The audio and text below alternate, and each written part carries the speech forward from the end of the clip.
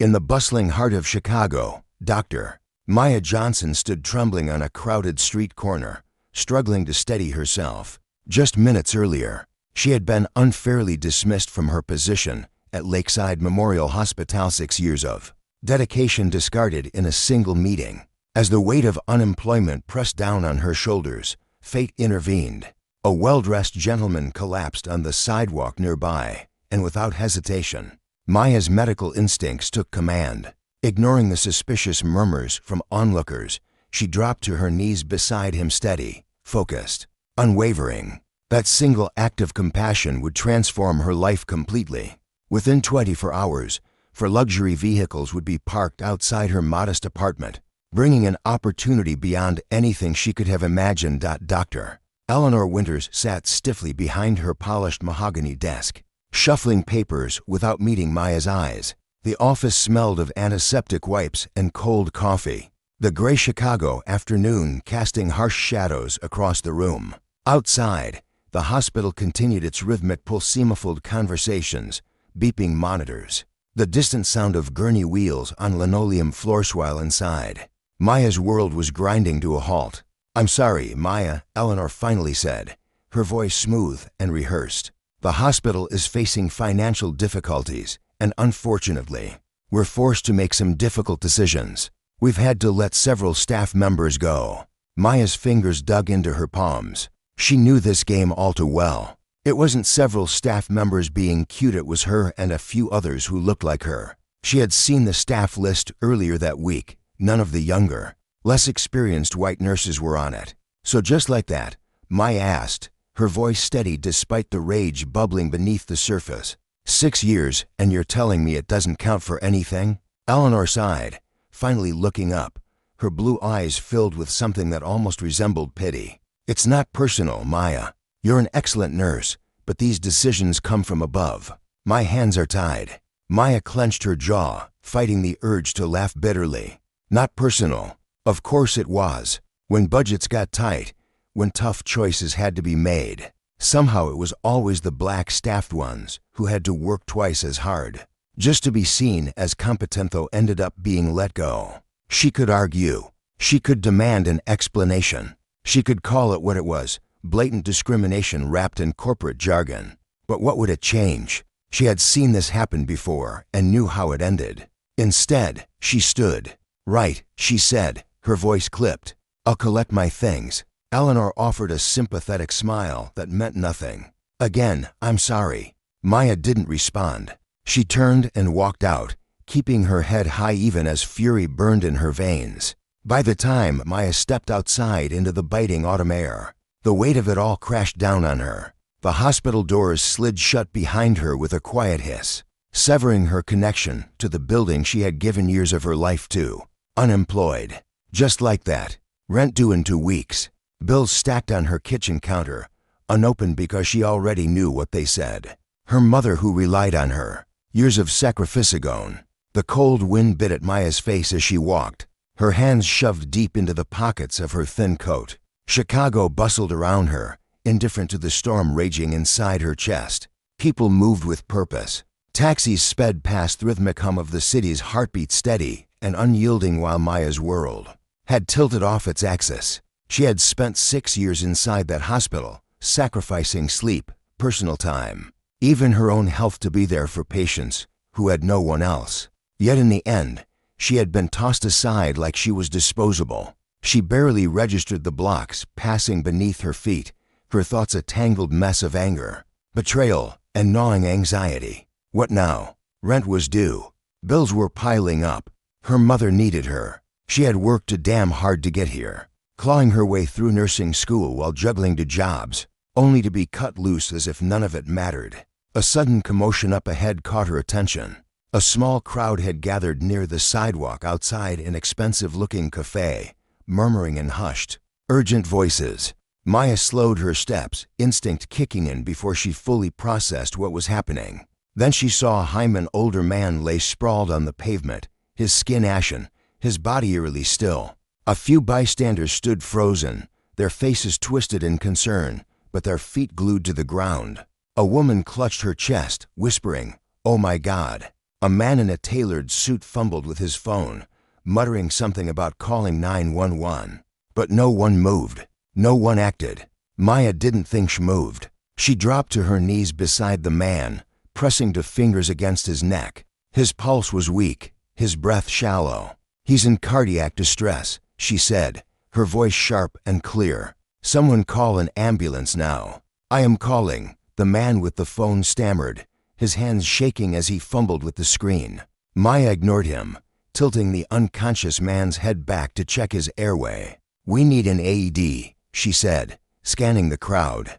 No one moved. "A defibrillator. Most cafes have them. Go get it."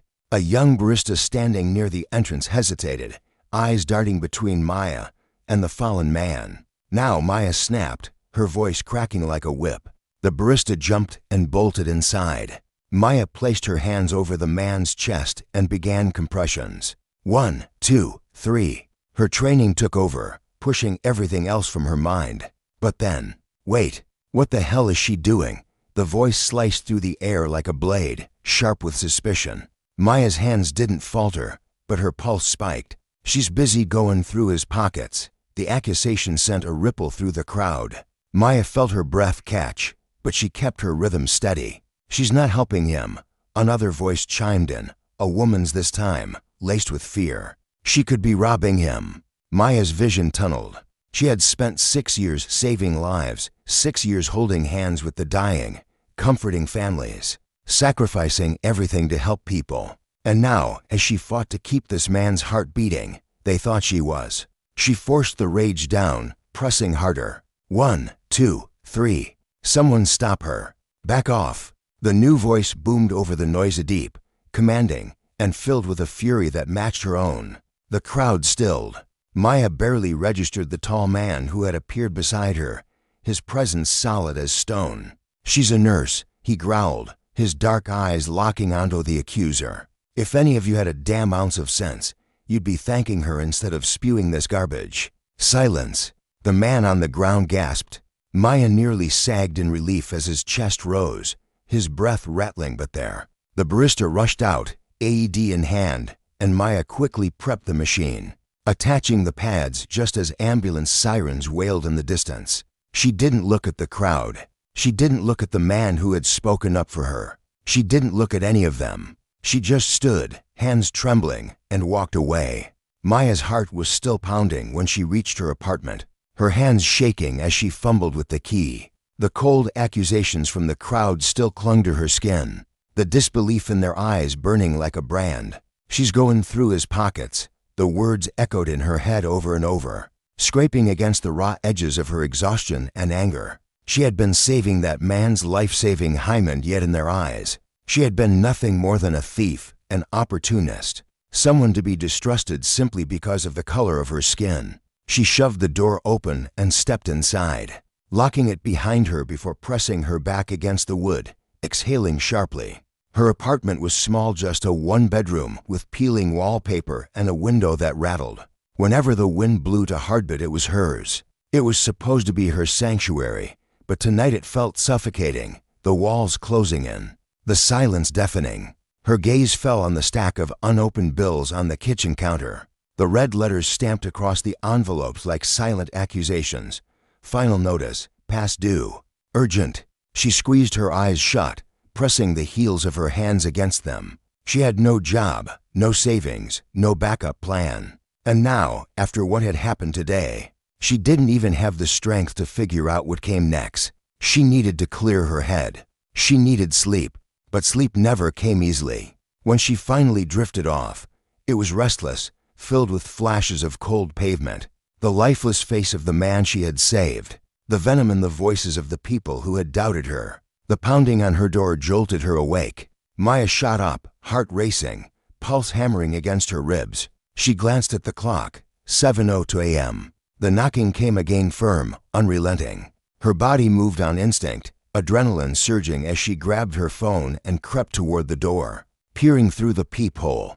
Her breath caught in her throat, for sleek black luxury cars were parked outside her building, lined up along the curb like they had been ripped straight from some billionaire's private fleet. The early morning sun reflected off their polished surfaces, blinding against the gray backdrop of her worn-down apartment complex. And standing directly outside her door, dressed in a sharp navy suit and looking completely out of place in this part of town, was the man from yesterday, the one who had defended her. Marcus Reynolds, she whispered to herself, recognizing his face from business magazines. Her fingers hovered over the lock. She hesitated. What the hell was he doing here? Another knock, this time softer. Maya Johnson, his voice was deep, smooth, carrying the kind of confidence that only came from a lifetime of knowing people listened. When you spoke, she steeled herself, then unlatched the door and pulled it open just enough to meet his gaze. Up close, he was even more striking, broad-shouldered in his tailored suit. His eyes, dark and assessing, flicked over her quickly, taking in her worn hoodie, the exhaustion still clinging to her features. For a moment, neither of them spoke. Then he smiled, just slightly. Didn't mean to wake you up this early. Maya crossed her arms. Then what the hell are you doing outside my apartment with a damn motorcade? His smile widened just a fraction, amusement flickering across his face. Figured a phone call wouldn't be enough. She stared at him. Enough for what? He exhaled, glancing over his shoulder at the waiting cars before turning back to her. My father, Alexander Reynolds, man you saved yesterday, wants to see you. Maya blinked. The name hit her like a slow-moving freight train. Alexander Reynolds. She had heard of him before Varian had. A self-made billionaire, hospital investor, one of the wealthiest men in Chicago. She frowned.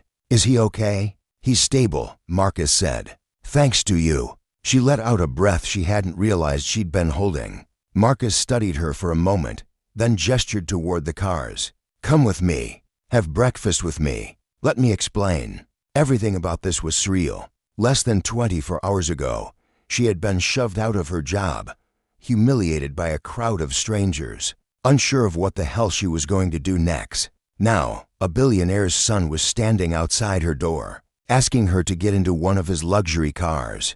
Maya glanced at the bills on the counter, the weight of reality pressing against her ribs. She didn't trust him. She didn't trust any of this. But right now, she didn't have much left to lose.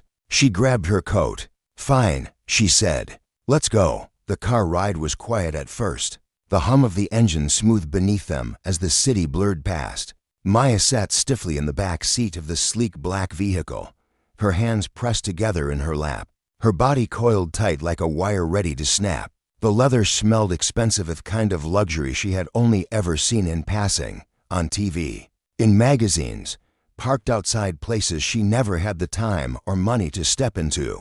Now she was inside one, being driven to an unknown destination by a man she had met less than 24 hours ago, a man whose father she had saved without even seeing his face. Marcus sat beside her, effortlessly composed, one arm resting against the window, his fingers tapping idly against his knee. He wasn't looking at her, but she could feel his presence, the weight of his quiet observation. He had barely said a word since they got into the car, and Maya wasn't sure if that made her more or less uneasy. She exhaled, forcing herself to break the silence. So where exactly are we going?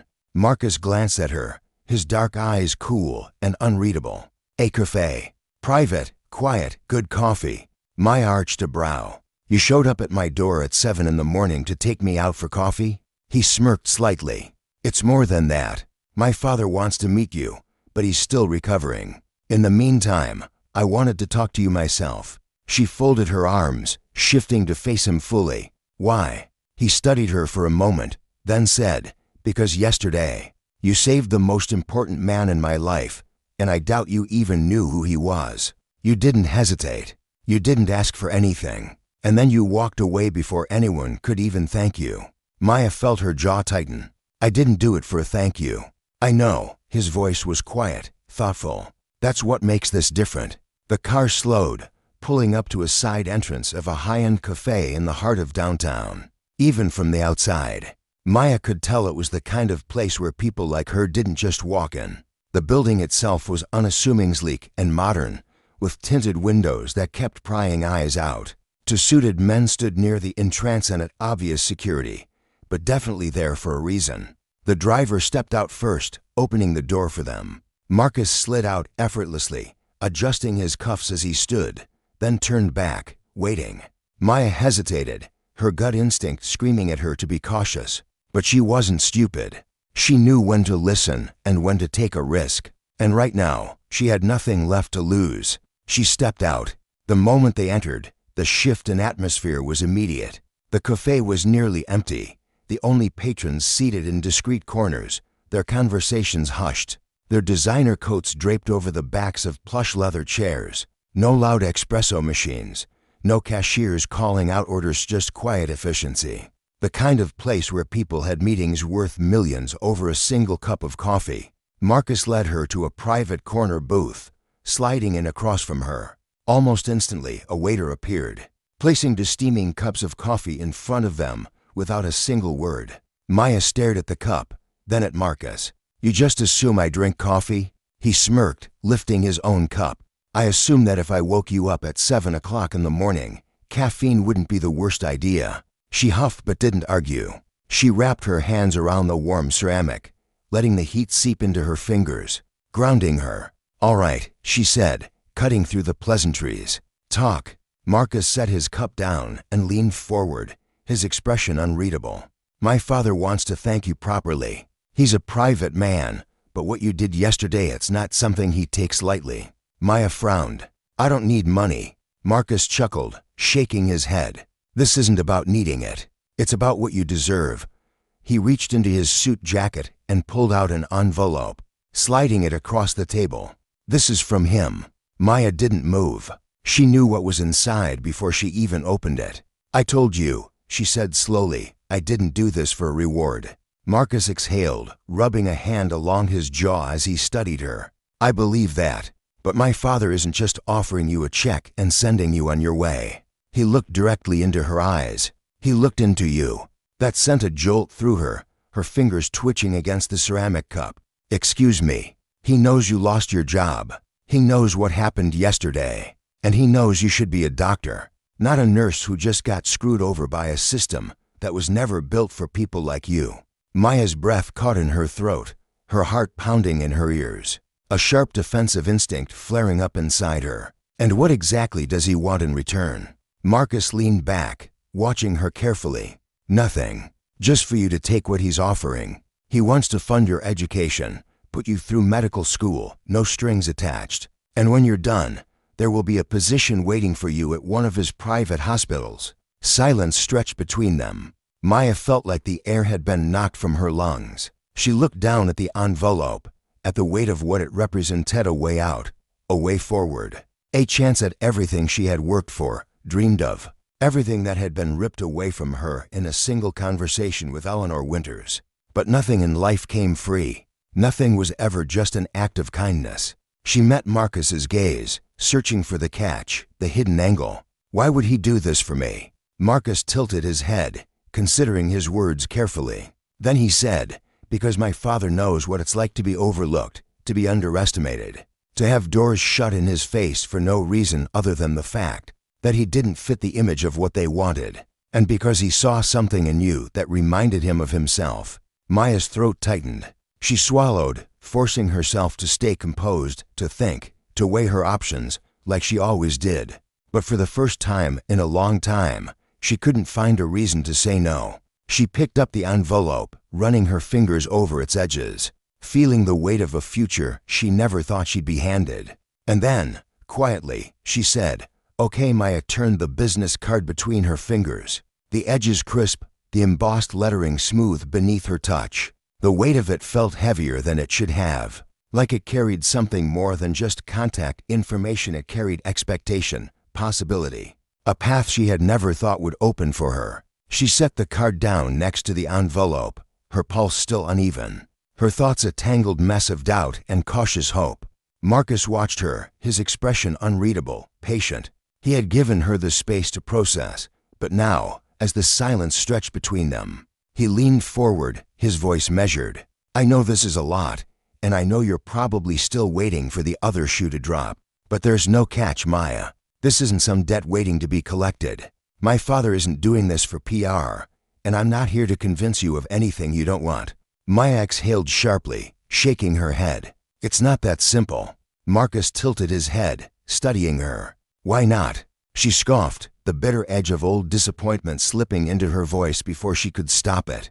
Because things like this don't happen to people like me. We don't just get rescued. We work, we hustle, we fight for every damn thing we have, and even then, it's still not enough. Her voice cracked on the last word, and she clenched her jaw, hating that he had seen it, hating that for a moment, her walls had slipped.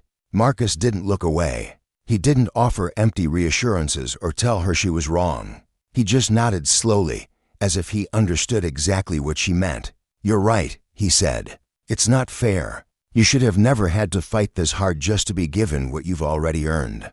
But that's exactly why you should take this. Maya swallowed hard, her chest tight. Marcus gestured toward the envelope. Look, you don't owe us anything. You don't have to prove yourself to anyone. You've already done that. You saved a man's life when everyone else stood around and did nothing. You deserve this. She wanted to believe that. God, she wanted to. She reached for the envelope again, running her thumb over the seal, feeling the weight of her own hesitation pressing against her ribs. Marcus leaned back, watching her carefully. Then, with a small smirk, he added, "Besides, if you don't take it, my father's just going to find another way to put that money in your hands. He's stubborn like that." Maya let out a short, breathy laugh, the tension in her chest loosening slightly. "Sounds like a family trait." Marcus grinned, something warm flickering behind his eyes. "You have no idea." She looked at him, then Reali looked at him. The man who had stood up for her when no one else had. The man who had shown up at her door before the sun had fully risen. Because a simple phone call wouldn't have been enough. He had seen her in a way most people never did. And maybe, just maybe, that was worth trusting. She let out a slow breath, then nodded. "All right," she said quietly. "I'm in." Marcus's smile widened, something satisfied in the way he nodded. He reached for his coffee, lifting it slightly in an unspoken toast. "Good," he said. "Welcome to the next chapter of your life, Dr. Maya Johnson." Maya picked up her own cup, holding it for a beat before taking a slow sip. For the first time in a long, long time, she allowed herself to believe that maybe, just maybe, her story was finally changing.